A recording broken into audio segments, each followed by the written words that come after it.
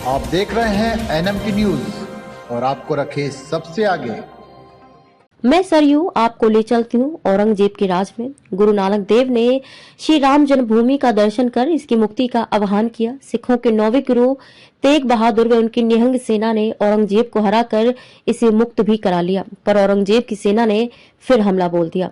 अयोध्या के अहिल्या घाट पर छत्रपति शिवाजी के गुरु समर्थ गुरु रामदास के शिष्य बाबा वैष्णव दास रहते थे। उनकी चिमटाधारी साधुओं की फौज ने भी मुगलों को परास्त किया था, पर वह हमले करता रहा। इससे परेशान वैष्णव दास ने गुरु गोविंद सिंह को संदेश भिजवाया। दोनों ने मिलकर मुगलों को कई बार हराया, पर 1664 में औरंगजेब ने आखिरकार राम जन्मभूमि पर कब्जा कर ही लिया। उसने चबूतरे और उस पर बने राम मंदिर को तोड़वाकर वहां गड्ढा करवा दिया। संघर्ष की कहानी अंग्रेजी हुकूमत तक आ पहुंची।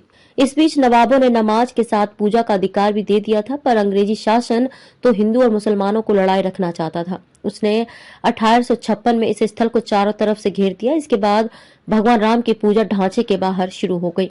अंग्रेज षड्यंत्र न करते तो 1857 में ही हो जाता समाधान।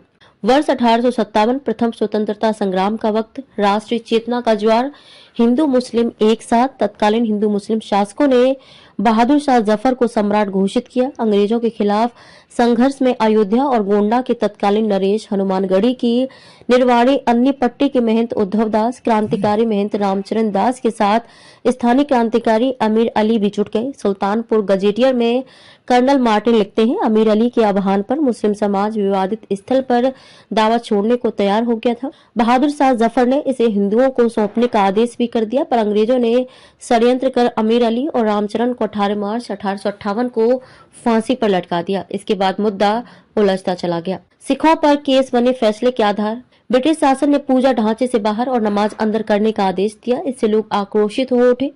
गुस्साए निहंगों और हिंदू राजाओं की फौज ने ढांचे पर कब्जा कर लिया। स्थानीय प्रशासन कुछ लोगों को हटाने में सफल रहा, लेकिन सिख ढांचे के सामने डटे रहे। इस कारण नमाज नहीं हो सकी।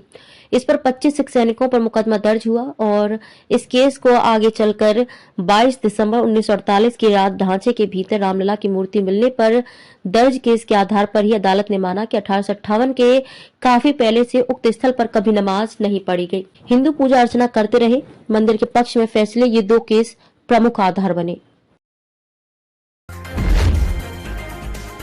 आप देख रहे हैं एनएमटी न्यूज और आपको रखे सबसे आगे।